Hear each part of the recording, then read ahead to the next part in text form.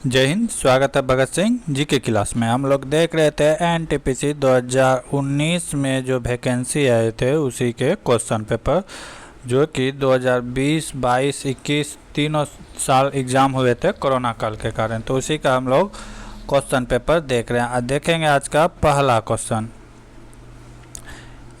यानी कि 64 नंबर तक के क्वेश्चन हम लोग पिछले क्लास में देख चुके हैं। अगर इसका पीडीएफ लेना चाहते हैं तो हमारे चैनल भगत सिंह जी के क्लास से जुड़े, वहाँ पे सारा पीडीएफ उपलब्ध रहेगा।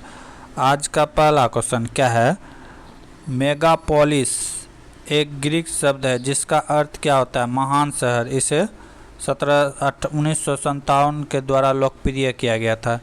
तो ये किसके द्वारा लोकप्रिय किया गया था? जीन गॉटमैन के द्वारा। जीन गॉटमैन के द्वारा इसे लोकप्रिय किया गया था। इसका मतलब क्या होता है कि ये जो है गॉटमैन विशाल नगरों के बारे में वर्णन करता है। विशाल नगर, महानगरों के बारे में वर्णन करता है। ठीक है, कि प्रथम बार इन्होंने ही बताया था कि शहरीकरण की ओर किस तरह दुनिया अग्रसर हो रहा है बहुत तेजी से। अगला क्वेश्चन है, यदि ओ एफ जी को एम लिखा जाए तो आई सी एम को पी लिखा जाए, तो कह रहा है कि के डी ई को क्या लिखा जाएगा? के डी ई को क्या लिखा जाएगा? तो इसमें क्या किया गया है ये देखना है। इसमें क्या किया गया है कि पहला लेटर से कोई मतलब नहीं रखा गया है। पहला लेटर से कोई मतलब नहीं रखा गया और ये दोनों को जोड़ दिया गया है। एफ होता है 6 और जी होता है 7, तो 6 7 जोड़ के कितना हो गया? 13। 13 में क्या होगा? एम। उसी तरह सी होता है 3, एम होता है 13, तो ये दोनों को जोड़ दिया तो 13 3 कितना हो गया? 16। 16 में पी। उसी तरह यहाँ आगे भी चलेंगे, क्या है? के डी ई, तो इससे कोई मतलब नहीं। डी का कितना होता है? 4 और ई का होता है 5, दोनों को जोड़ देंगे तो कितना हो जाएगा? 9। 9 में क्या आ जाएगा? आई। तो पहला ही ऑप्शन सही होगा, आई। ठीक है, पहले लेटर से कोई मतलब नहीं है तो तीनों में से किसी से मतलब नहीं रखेंगे। अगला क्वेश्चन, किसकी अध्यक्षता में भारतीय राष्ट्रीय कांग्रेस ने 19 दिसंबर 1929 को लाहौर अधिवेशन में पूर्ण स्वराज की मांग की थी? तो उस समय के जो अध्यक्ष वो थे जवाहरलाल नेहरू। कौन थे? जवाहरलाल नेहरू। जो कि कहाँ हुआ था? लाहौर अधिवेशन हुआ था। लाहौर अधिवेशन बहुत ही फेमस है। ठीक है, इसमें में पूर्ण स्वराज की मांग किया था कि यानी कि पूरा भारत में राज्य चाहिए। ठीक है, इसी अधिवेशन में एक फैसला लिया गया था कि हम लोग अपना स्वाधीनता दिवस मनाएंगे, जिसके कारण 26 जनवरी 1930 को रावी नदी के किनारे पहली बार तिरंगा फहराया गया था। और इसी दिन को 26 जनवरी को यादगार बनाने के लिए हमारे संविधान को 2 महीना डिले करके यानी कि 26 जनवरी 1950 को लागू किया गया, इस दिन को यादगार बनाने के लिए। ठीक है, और क्या कहते हैं कि इसका मतलब क्या था? इसका अगर ये था कि इसका मतलब था कि हम अपना सरकार बना के भी देश को चलाने का प्रयास करेंगे और अंग्रेज को दिखा देंगे कि हम भी देश चला सकते हैं। और अगर वी डी सावरकर की बात करें तो इन्होंने 1904 ईस्वी में अभिनव भारत की स्थापना किया था। किसका? अभिनव भारत का स्थापना किया था। अगर महात्मा गांधी की बात करें तो कांग्रेस से रिलेटेड बात करें तो 1924 ईस्वी में मात्र एक बार, बहुत बार क्वेश्चन पूछता है कि महात्मा गांधी ने कितने बार कांग्रेस के अधिवेशन की अध्यक्षता की थी? तो एक बार 1924 में बेलगांव अधिवेशन की अध्यक्षता की थी। क्यों किया था? क्योंकि 1923 में जो एक पार्टी की स्थापना हुई थी, क्या नाम था पार्टी का?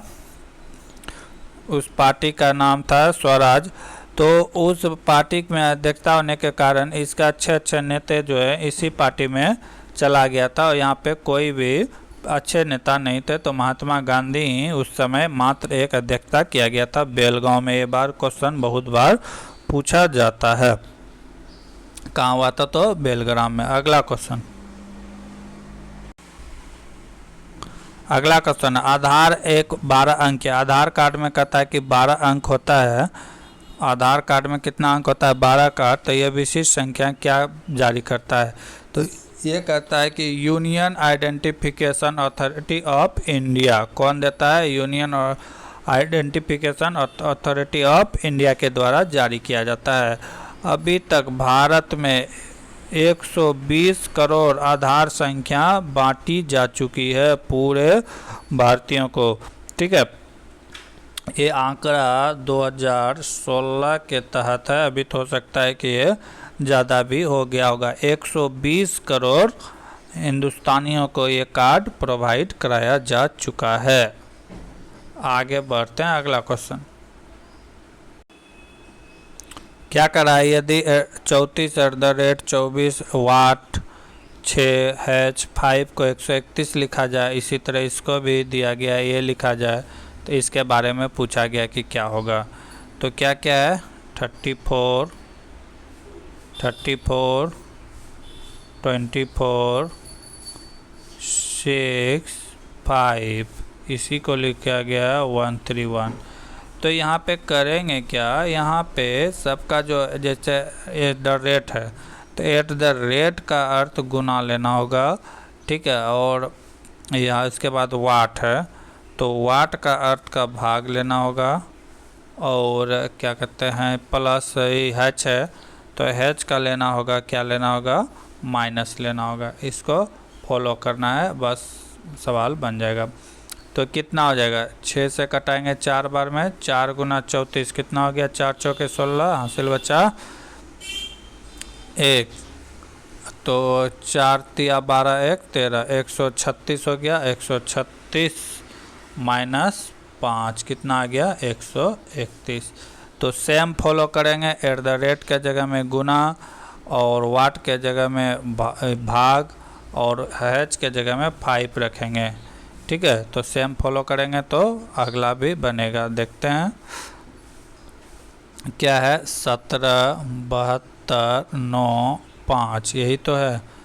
अब क्या करेंगे कि एट द रेट के जगह में क्या लेना था? एट द रेट के जगह में गुना लेना था, तो एट द रेट के जगह में गुना। वाट के जगह में क्या लेना था? वाट के जगह में भाग लेना था, भाग। और हैच के जगह में क्या लेना था? माइनस। बराबर जो आएगा राइट आंसर होगा। अब 9 से कटाएंगे कितना बार में? 8 बार में। ठीक है, 72। 17 गुना 8, 17 गुना 8 करेंगे तो कितना होगा?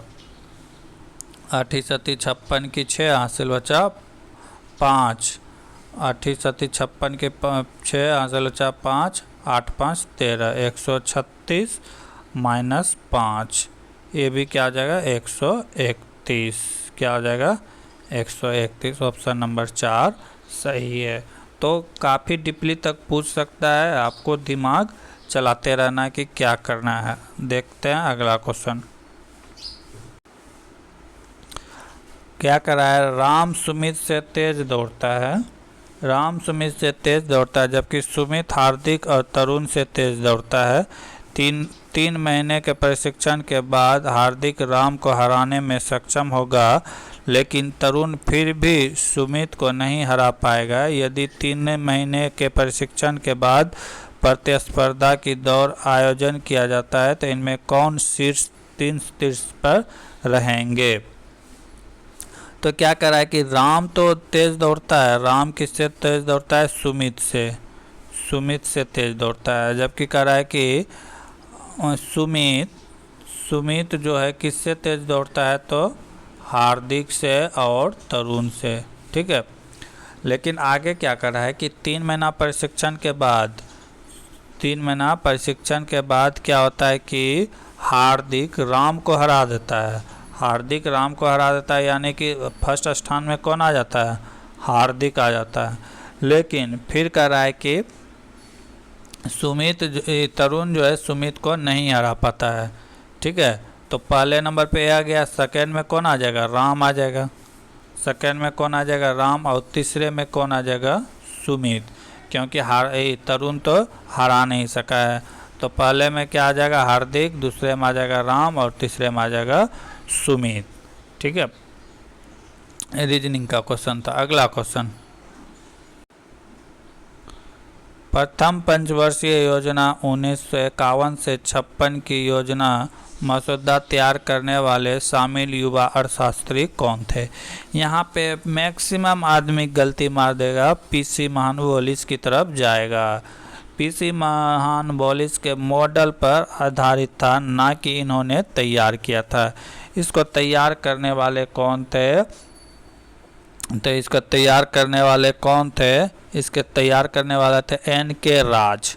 कौन थे, एन.के. राज इसको तैयार करने वाले थे। प्रथम पंचवर्षीय योजना की शुरुआत की बात की जाए तो कब हुआ था, 1 अप्रैल 1951 से 56 तक, 1 अप्रैल 1951 से। ठीक है, प्रथम पंचवर्षीय योजना में जो है कृषि पे ज़्यादा ध्यान दिया गया था, क्योंकि उस समय भारत आज़ाद हुआ था और भारत में भूखमरी जैसी समस्या विद्यमान थी। तो उसी को दूर करने के लिए इस ज़्यादातर कहाँ ध्यान दिया गया था, कृषि पर।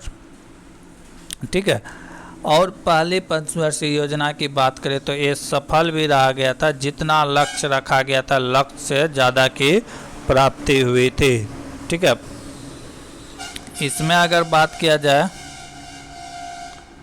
स्वर्ण सिंह की बात, तो स्वर्ण सिंह के कमेटी के आधार पर ही मौलिक कर्तव्य 10 मौलिक कर्तव्य को जोड़ा गया था संविधान संशोधन के द्वारा। कर्तव्य में, क्योंकि जब संविधान बना था तो उसमें मौलिक अधिकार के बारे में था जानकारी, लेकिन मौलिक कर्तव्य के बारे में नहीं था। तो मौलिक कर्तव्य के बारे में किसने जोड़वाया था, स्वर्ण सिंह कमेटी के द्वारा इसे जोड़ा गया है। अगर पीसी महानवोलिस की बात करें तो ये एक क्या थे, ये जो है सांख्यिकी, भारत के सांख्यिकी कार्यक्रम में जनक कहा जाता है। ठीक है, भारतीय सांख्यिकी, इसी के 29 जुलाई को इसी के जन्मदिन को सांख्यिकी दिवस के रूप में मनाते हैं। ठीक है, देखेंगे अगला क्वेश्चन। क्या करा है, 3, 8, 4, 6, क्या क्या दिया हुआ है, 3, 8, 4, 6 को लिखा गया है 9, 64, 9, 64, 16, 36। तो सबका क्यूब किया गया है, सबका क्या किया गया है, स्क्वायर किया गया है, क्यूब नहीं स्क्वायर। 3 का स्क्वायर 9, 8 का स्क्वायर 64, 4 का स्क्वायर 16 और 6 का स्क्वायर 36 किया गया है। तो हम भी उसी तरह फॉलो करेंगे। 5 किसका स्क्वायर होगा, 5 का। 1 का स्क्वायर क्या हो जाएगा, 1। 64 किसका स्क्वायर होगा, 8 का। 49 किसका स्क्वायर होगा, तो 7 का। 51, 87 जिसमें होगा वो राइट आंसर होगा। ऑप्शन नंबर बी सही है। अगला क्वेश्चन, अगला क्वेश्चन है, एक आयत के अंदर 1250 पाई के क्षेत्रफल वाला एक अर्धवृत्त खींचा गया है। अर्धवृत्त खींचा गया है। अर्धवृत्त का व्यास आयत की लंबाई के समानुपाती है, तो आयत का क्षेत्रफल क्या होगा। तो क्या कर रहा है कि आयत का क्षेत्रफल क्या होगा। पहले क्वेश्चन समझेंगे कि क्या कर रहा है। एक आयत है तो कह रहा है कि इसमें अर्धवृत्त बनाया गया है, यानी कि इसका आर का वैल्यू इसके चौड़ाई के बराबर होगा। इसके आर का वैल्यू क्या हो जाएगा, रेडियस इसके चौड़ाई के बराबर होगा, और इसका व्यास इसके क्या हो जाएगा, लंबाई के बराबर हो जाएगा। तो लंबाई कितना हो जाएगा, लंबाई अगर देखें तो 2r हो जाएगा, और चौड़ाई की बात करें, वृत्त की बात करें तो ये r हो जाएगा। ठीक है, अब यहाँ से क्वेश्चन में क्या कर रहा है कि अर्धवृत्त का क्षेत्रफल दिया हुआ है। कितना क्षेत्रफल दिया हुआ है अर्धवृत्त का, अर्धवृत्त का क्षेत्रफल दिया हुआ है, यानी कि पाई r² बाई 2 का वैल्यू दिया हुआ है कितना, 1250।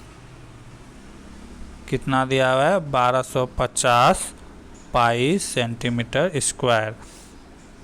अब यहाँ से हम r का वैल्यू निकाल लेंगे।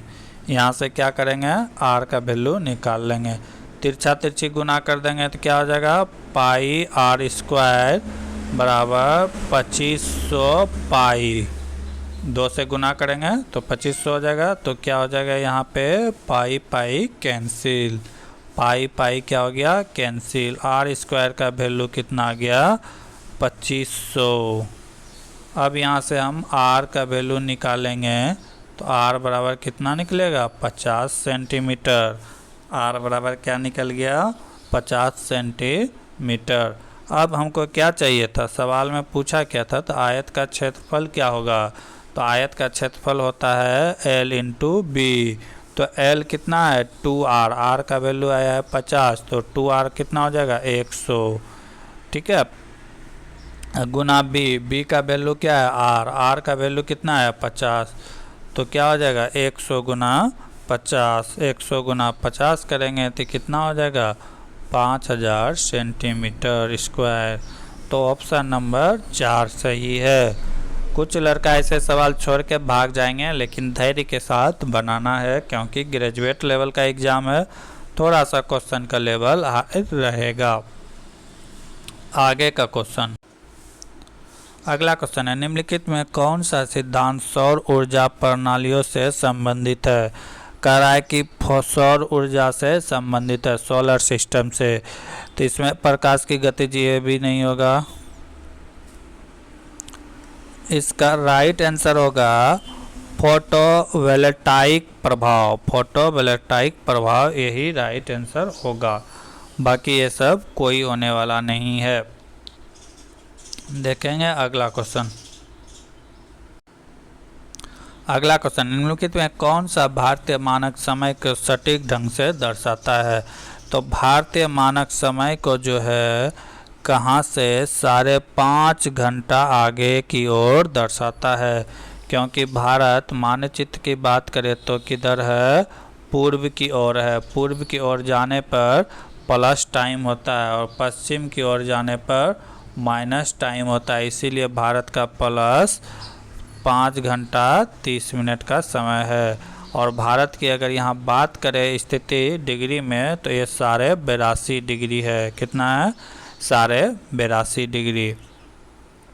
ठीक है, तो यहाँ से हम लोग निकाल सकते हैं।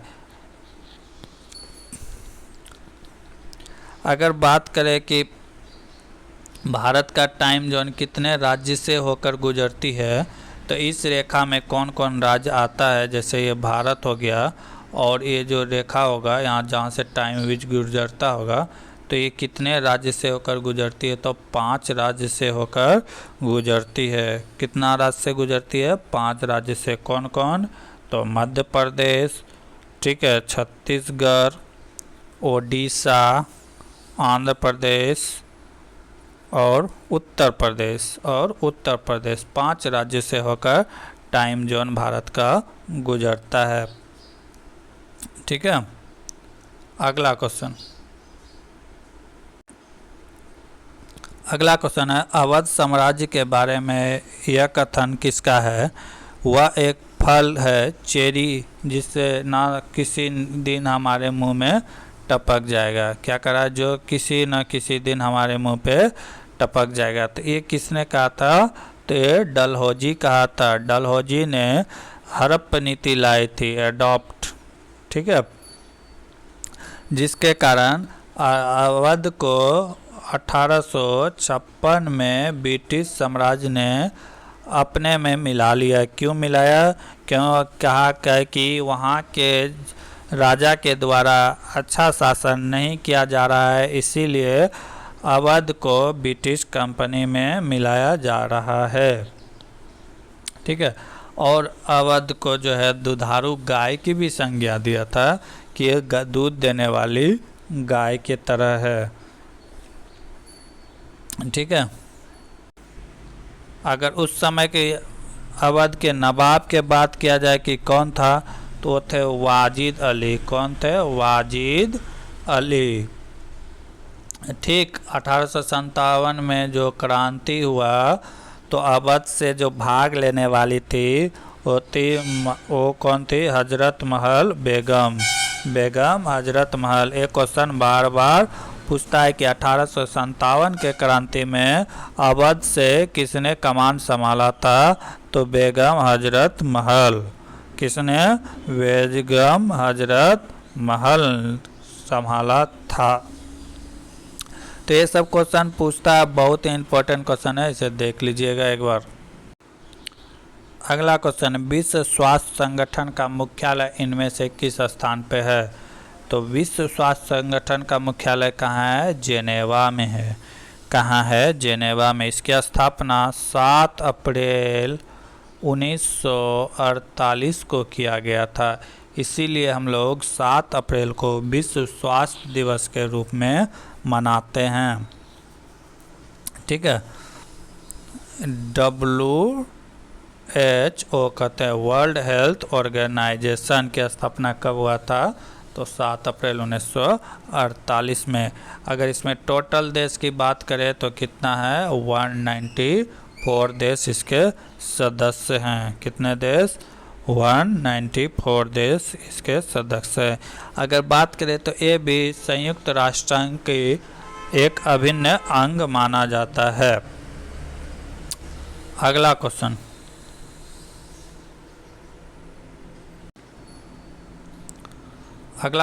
भारत कितनी बार पुरुषों के ICC क्रिकेट वर्ल्ड कप के एक दिवसीय मैच में, एक दिवसीय अंतर्राष्ट्रीय ODI के फाइनल तक पहुंचा है? तो अगर बात करें ODI ICC का एक दिवसीय वर्ल्ड कप का, तो इसकी स्टार्ट 1975 में हुआ था, जो कि वेस्ट इंडीज ने जीता था।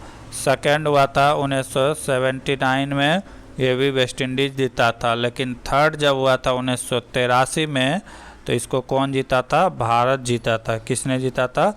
भारत। एक तो 83 में भारत जीता, फिर 2003 में भारत फाइनल में पहुंचा था। कहाँ पहुंचा था? फाइनल में। तो फाइनल ही पहुंचने की बात कर रहा है।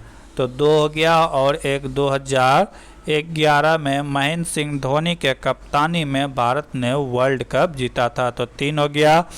और इधर हाल फिलहाल में 2023 में भारत ने फाइनल में ऑस्ट्रेलिया से हार गया था। तो ये 4 हुआ। लेकिन यहाँ पे 3 आंसर लिया गया है, क्योंकि एक क्वेश्चन 2022 के एग्ज़ाम के हैं। तो यहाँ पे एक 2023 वाला खबर के बारे में इसे पता नहीं था कि भारत 2023 में पहुंचेगा। इसीलिए इसका राइट आंसर क्या होगा? 4 होगा, क्योंकि 4 बार पहुंचा। एक तो 1983 में जीता, फिर 2003 में फाइनल में पहुंचा, फिर 2011 में जीता, फिर 2023 में फाइनल में ऑस्ट्रेलिया से हार गया था भारत। अगर इसके बाद सुनील गावस्कर यहाँ पे थे, सौरव गांगुली कप्तान, यहाँ पे कौन थे? तो MS धोनी। और यहाँ पे कप्तान कौन थे? तो रोहित शर्मा। तो अब तक भारत ने 4 बार पहुंचा है। ठीक है। अगला क्वेश्चन, क्या करा है? संख्या x और y का अनुपात x/y का मान दिया हुआ है 4:5 है। यदि संख्या का मान z से 20% अधिक हो, x का मान संख्या z से 20% अधिक हो, तो y का मान z से कितना प्रतिशत अधिक होगा? तो मान लेते हैं कि x का वैल्यू कितना है? 400। ठीक है। y का वैल्यू कितना है? 500। तो अब यहाँ से क्या कर रहा है कि x z से 20% अधिक है, तो क्या हो जाएगा? 120 into Z, 120 into Z by 100। Percentage में था इसीलिए 100। इसी का वैल्यू दिया हुआ है कितना? 400। इसका वैल्यू कितना दिया है? 400। तो यहाँ से हम जेड का वैल्यू तो निकाल ही सकते हैं। यहाँ से हम लोग जेड का वैल्यू निकाल सकते हैं। तो जेड बराबर क्या हो जाएगा? जेड बराबर हो जाएगा 400 गुना 100 बटे 120। ठीक है, इसको कटा देंगे तो कितना बार में कटेगा, 5 बार में, ये कटेगा 6 बार में। अब क्या हो गया, 4 5 6 20, यानी कि 2000/6। इसको जब काटाएंगे तो कितना आ जाएगा, 333.1/3, यानी कि जेड का वैल्यू कितना आ गया, 333.1/3। अब क्या कह रहा है कि y का मान z से कितना अधिक होगा, y का मान z से कितना अधिक होगा। तो देखते हैं कितना अधिक होगा। अब क्या कर रहा है कि y z से कितना अधिक होगा, तो ये कितना हो जाएगा, 5, y का वैल्यू कितना आया था, 5 रखे थे, 500 माइनस 333/1/3। जब इसको जब घटाएंगे तो कितना हो जाएगा, 166.2/3। इसी का वैल्यू कितना है, तो अगर इसको इस तरह करेंगे तो कितना हो जाएगा, 500/3। अब यहाँ पे अभिष्ट परसेंटेज निकाल लेते हैं कि कितना अधिक होगा। तो कितना अधिक होगा, 500/3, और टोटल आया था कितना, 100, और टोटल कितना हो जाएगा, 1000/3। इसको क्या करेंगे, कटा देंगे, 3 3 कटा, यहाँ से कितना बार में कटेगा, ये कट गया। अब यहाँ से क्या करेगा, 1 0 और कटेगा, तो ये कितना हो गया, 50%। कितना हो गया, 50%। ऑप्शन नंबर 3 सही है। अगला क्वेश्चन, राम ए पर और श्याम बी पर है, वे एक साथ एक दूसरे की ओर बढ़ते हैं। यहाँ पर है राम और यहाँ पे है श्याम। ठीक है, ये हो गया, ए बी हो गया, एक साथ बढ़ते हैं। बी तक पहुँचने में, राम को कह रहा है कि बी तक पहुँचने में 2 घंटा लगता है। एक दूसरे से मिलने के बाद, एक दूसरे से मिला, मान लेते हैं ये पॉइंट में मिला, तो ये दूरी तय करने में राम को कितना लगता है, 2 घंटा लगता है। और क्या कर रहा है कि बाद में बी को ए तक पहुंचने में कितना लगता है, 8 घंटा लगता है। यानी कि श्याम को यहाँ तक पहुंचने में कितना लगता है, 8 घंटा लगता है। यदि राम की चाल 40 किलोमीटर प्रति घंटा हो, राम की चाल कितना हो, 40 किलोमीटर प्रति घंटा हो, तो श्याम की चाल पूछा है कि श्याम की चाल कितना होगा। ऐसे सवाल को बनाने के लिए कुछ नहीं करना है, बस देखना है। राम की चाल मान लेंगे S1, राम की चाल क्या है, S1। S1 का वैल्यू कितना आ गया, 40 किलोमीटर प्रति घंटा। और श्याम का चाल क्या मान लेंगे, S2, श्याम की चाल S2। ठीक है, और B, यानी कि राम को B तक पहुंचने में लगा समय, यानी कि B का लगा समय, इसको कहेंगे T1। तो T1 बराबर कितना, तो ये 2 घंटा है। और श्याम को यहाँ तक पहुँचने में लगा समय, इसको मानेंगे T2। कितना हो गया, 8 घंटा। अब क्या करेंगे, तो देखेंगे फार्मूला ऐसे याद रखिएगा, S1/S2 इक्वल टू √T2/T1। ठीक है, इतना फार्मूला याद रखना है तो सवाल बन जाएगा, नहीं तो फिर घूमते रह जाएंगे, सवाल नहीं बनेगा।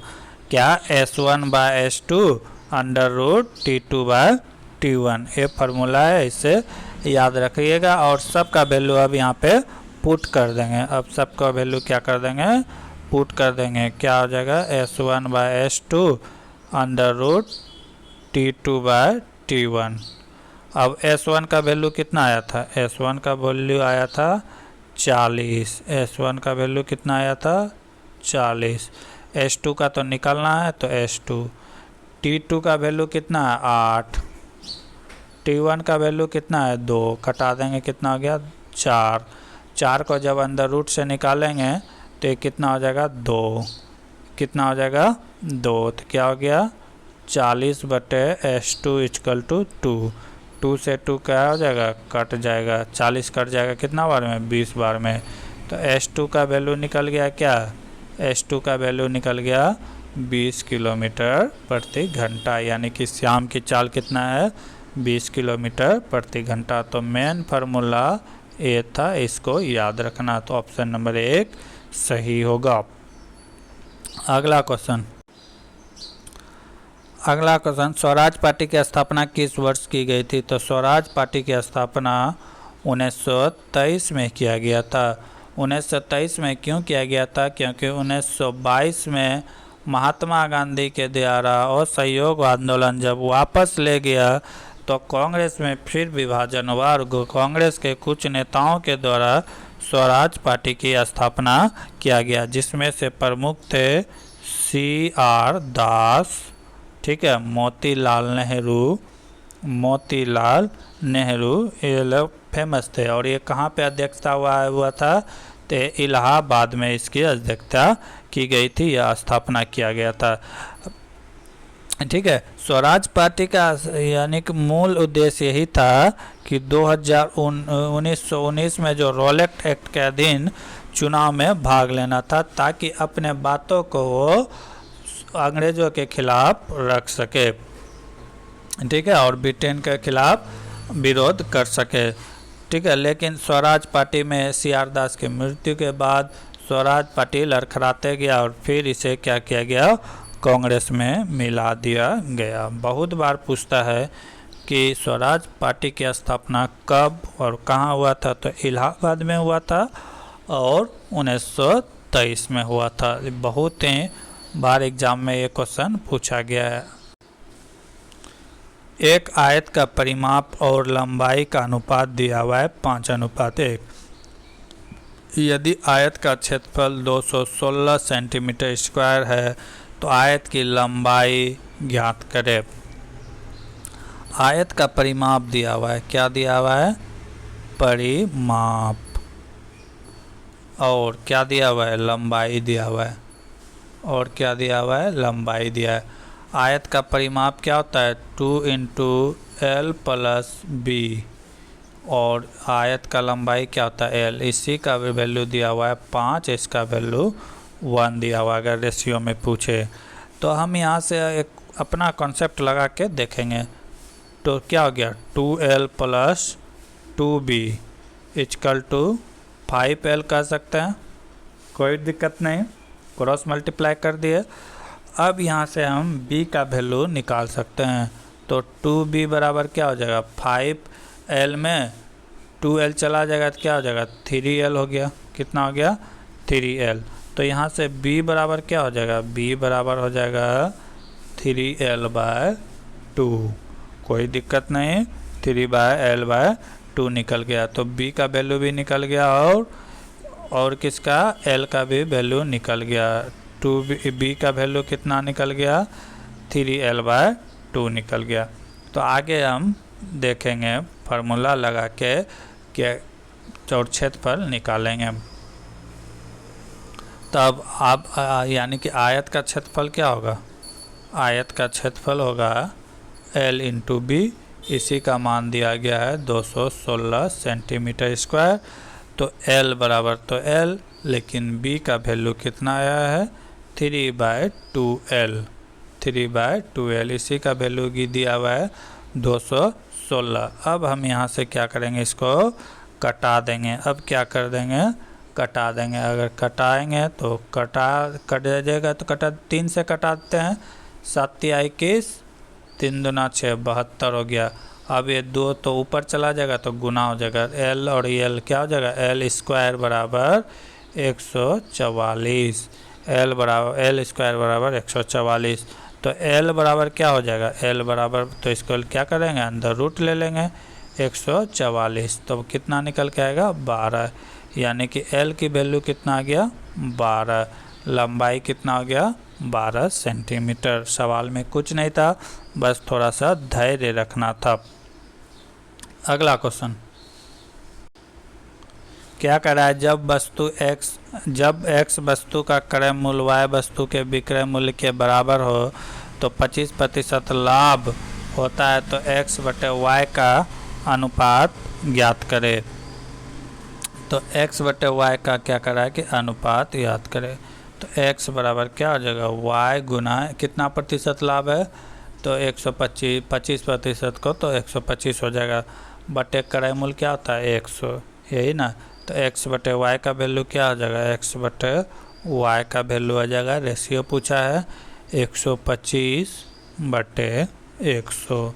इसी को कटा देंगे, कितना बार में कटेगा, 5 बार में।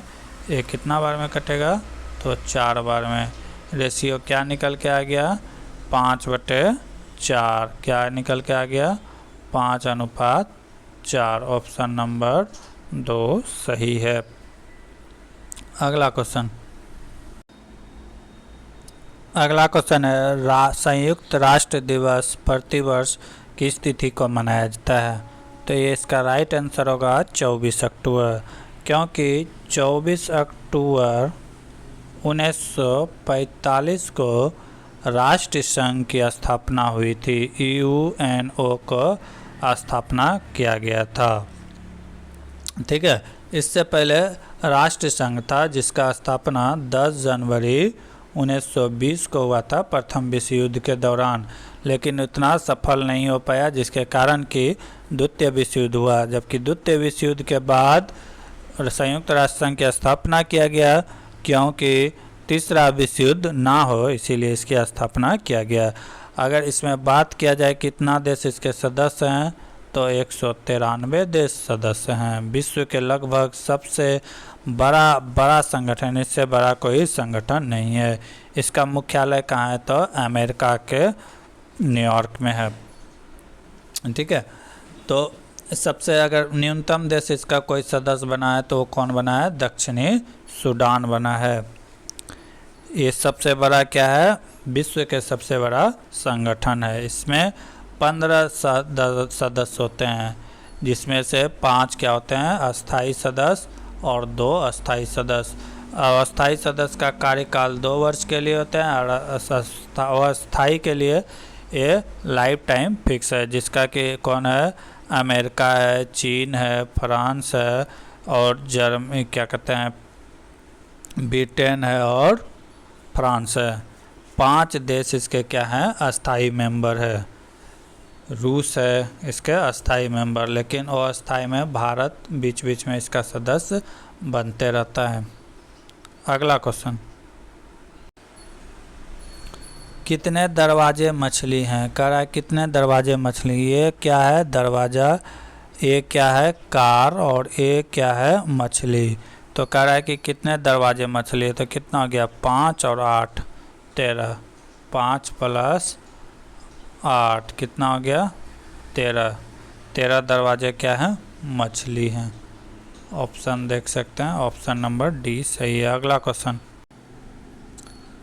क्या है, एक कॉलेज में 1800 छात्र हैं, दिए गए पाई चार्ट इसके अनुसार अध्ययन करने वाले छात्रों की डिग्री में दर्शाया गया है। तो चार्ट का अध्ययन करने वाले, उसके नीचे प्रश्न के उत्तर दिए गए हैं। तो क्या करा है प्रश्न, कॉलेज में कितने छात्र गणित का अध्ययन करता है। तो गणित की बात करें तो इसको जूम करना होगा थोड़ा सा। गणित की बात करें तो 60% छात्र गणित का अध्ययन करता है। कितना प्रतिशत, 60% छात्र 60 डिग्री को, यानी कि 60 डिग्री, ये टोटल कितना है 360 डिग्री, तो उसमें गणित का एंगल देखा जाए तो कितना है 60। तो टोटल छात्र कितना था, टोटल छात्र था 1800। तो क्या हो जाएगा 1800 गुना 60, और टोटल डिग्री कितना बन रहा है, तो 360। इसी को गुना कर देंगे, घटा कर देंगे, कितना बार में कटेगा, 6 बार में। 6 से कितना बार में कटेगा, 300 बार में। यानी कि गणित के कितने छात्र हैं, तो गणित के 300 छात्र हैं। गणित के कितने छात्र हैं, तो गणित के 300 छात्र हैं। अगला क्वेश्चन उसी चार्ट से संबंधित है कि 1800 छात्र है, लेकिन क्वेश्चन क्या कर रहा है, यदि राजनीतिक विज्ञान नामक पाठ्यक्रम को बंद कर दिया जाए, राजनीतिक नामक विज्ञान को क्या कर रहा है कि बंद कर दिया जाए। ठीक है, बंद कर दिया जाए, उसमें पढ़ने वाले छात्र को समान रूप से इतिहास और जनसंचार पाठ्यक्रम में वितरित कर दिया जाए, यानी कि बांट दिया जाए। तो जनसंचार पाठ्यक्रम में पढ़ने वाले छात्रों की संख्या में कितनी वृद्धि होगी। तो पूछ रहा है कि उसमें जो जनसंचार में जो स्टूडेंट की संख्या बढ़ेगी तो कितना होगा। तो पहले तो यहाँ देखना होगा कि राजनीतिक शास्त्र में कितने छात्र हैं। तो राजनीतिक शास्त्र में राजनीतिक छात्र में कितने हैं, तो ये 12% है। कितना है, 12%। अब इसी को बांटना है किसमें, जनआहार और इतिहास में। तो 12 को 2 बराबर भागों में बांटना है, तो 12 को 2 भागों में बांटेंगे तो क्या हो जाएगा, 6%। तो यही निकाल देना है, 1800 का गुना 6/360। 6% में 6 डिग्री कह सकते हैं। तो ये कटेगा कितना बार में, 60 बार में। 60 से कितना बार में कटेगा, 30 बार में। यानी कि कितने विद्यार्थी की वृद्धि होगी, तो 30 छात्र को वृद्धि होगा। किसका, कितना स्टूडेंट का वृद्धि होगा, 30 छात्र का वृद्धि होगा। अगला क्वेश्चन है, दी गई तालिका में एक कक्षा में 50 छात्र हैं की लंबाई को दर्शाता है। तो क्या करें, कितने छात्र की लंबाई 151 सेंटीमीटर से अधिक और लेकिन 156 सेंटीमीटर से कम है। 151 से अधिक, तो 151 से अधिक तो 53 होगा, तो ये 10 आ जाएगा। 52 भी आएगा तो 4 आ जाएगा। 57 आएगा नहीं, क्योंकि 156 तक ही लेना है। 51 आएगा नहीं, क्योंकि 51 से अधिक बोला है, से अधिक, तो ये नहीं आएगा। 155 आएगा, हाँ तो आएगा। 112 आ जाएगा, ये आ जाएगा। 154 आएगा तो हाँ आ जाएगा। 156 आएगा, नहीं आएगा, क्योंकि बोला है कि इससे कम। ठीक है, तो ये सबको क्या करेंगे, जोड़ देंगे। 10 4 14, 14 12 कितना हो गया, 26 5 31। तो 31 स्टूडेंट ऐसे हैं जो कि 151 सेंटीमीटर से अधिक और 156 सेंटीमीटर से कम है। अगला क्वेश्चन करा, निम्नलिखित तालिका में एक कारखाने में कार्यरत 5 श्रमिकों का वजन ज्ञात करें। तो क्या करेंगे, ये सबको क्या करेंगे, जोड़ देंगे। तो 65 55 70, 65 55 70 प्लस 50 प्लस 60 को जोड़ देंगे और क्या करेंगे, 1 2 3 4 5 से भाग देंगे। जोड़ेंगे तो कितना हो जाएगा, 5 5 10, 10 की 0 हासिल बचा 1, तो 6 और 1 बचा था 7, 5 12, 12 7 19, 19 से 25, 6 कितना हो गया,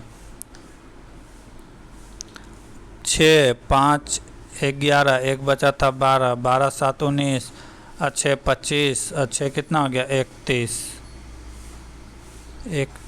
हो गया। तो ये सबको जोड़ देंगे, जोड़ेंगे तो कितना हो जाएगा, 65 प्लस 55 प्लस 70 प्लस 50 प्लस 60। इस सबको जोड़ेंगे तो कितना हो जाएगा, 300। और 300 को कितना, 1 2 3 4 5, 5 से इसको कर देंगे भाग, कितना आ जाएगा, 60। राइट आंसर क्या आ जाएगा, एवरेज कितना निकल के आ जाएगा, 60 kg। अगला क्वेश्चन, अगला क्या कर रहा है, ZHC को क्या लिखा गया है, XLF लिखा है। तो VPL को क्या लिखेंगे, तो क्या किया गया है इसमें, Z होता है 26 और यहाँ आया है 24, यानी कि 2 का माइनस किया गया है। क्या किया गया है, 2 का माइनस किया गया है। और उसके बाद H होता है 8 और L होता है 12, तो यहाँ पे क्या किया है, 4 का प्लस किया गया है। पहले में 2 का माइनस, दूसरे में 4 का प्लस। फिर CF, C होता है 3, F होता है 6, इसमें क्या किया है, 3 का प्लस किया गया है। तो हम भी वही करेंगे, Z से X 2 का माइनस, तो V होता है 22, इसमें 2 माइनस करेंगे तो 20, 20 में क्या होता है, 20 में होता है T। फिर P है, तो इसमें क्या किया था, सेकेंड वाला में 4 को ऐड किया था, तो P में हम क्या करेंगे, 4 को ऐड करेंगे। P होता है 16, इसमें 4 जोड़ेंगे तो कितना हो जाएगा, 20, 20 में क्या आता है, T। फिर L में क्या किया था, 3 का प्लस किया था। क्या किया था, 3 का प्लस किया था, तो हम भी क्या करेंगे, 3 का प्लस करेंगे, तो क्या हो जाएगा,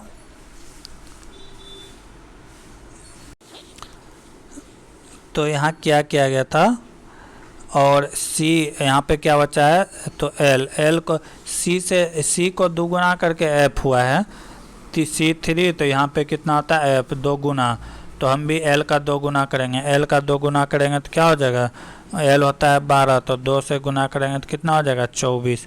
24 में क्या होता है, x आता है, तो TTX होगा, क्या, TTX। ऑप्शन नंबर 1 सही है। अगला क्वेश्चन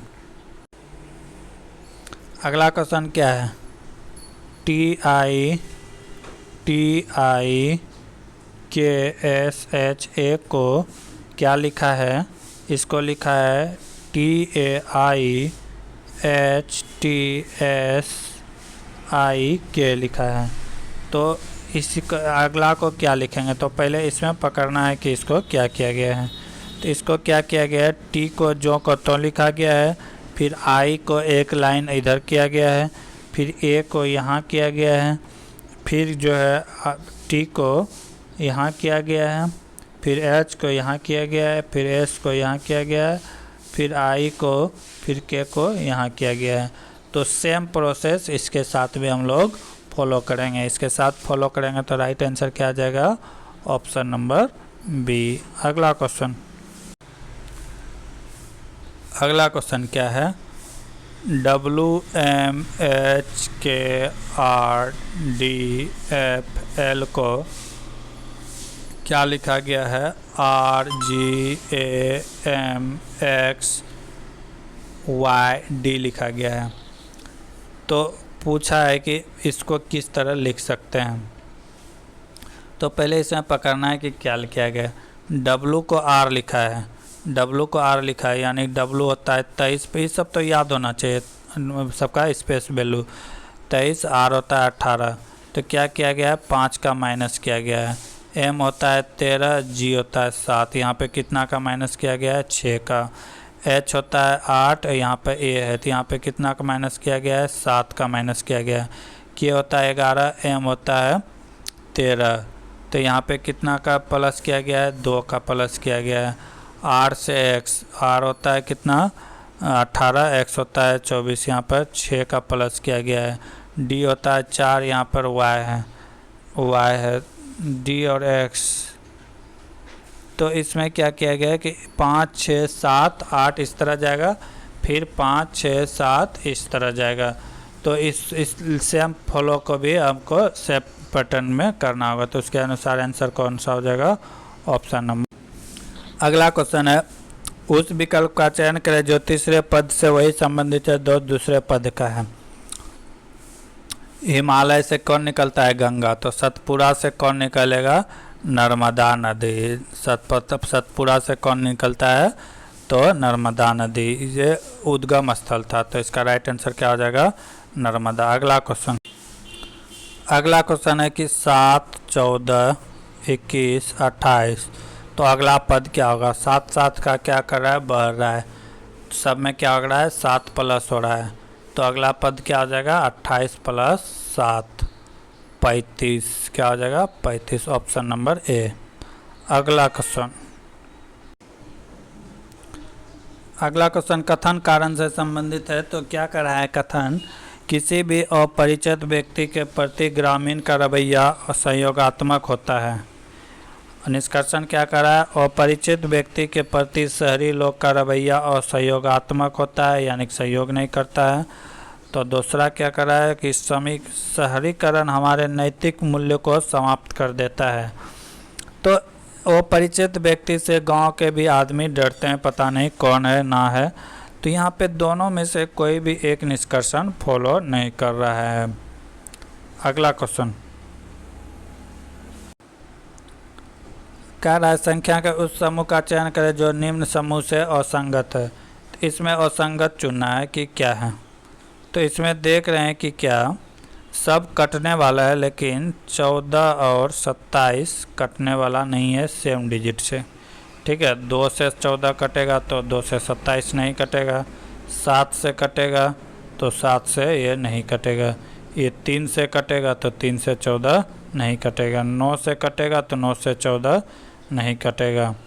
तो यहाँ पे सब कट रहा है, 7 से कट रहा है, ये 4 से कट रहा है, ये 5 से कट रहा है, लेकिन एक संख्या ऐसा है 14, 27 जो सेम संख्या से नहीं कट रहा है, इसीलिए यहाँ पे क्या होगा, डिफरेंट होगा। तो इस तरह हम लोग ने सारे के सारे क्वेश्चन देख लिए। अब देखेंगे अगले शिफ्ट में कुछ और क्वेश्चन। तब तक के लिए जय हिंद, जय भारत।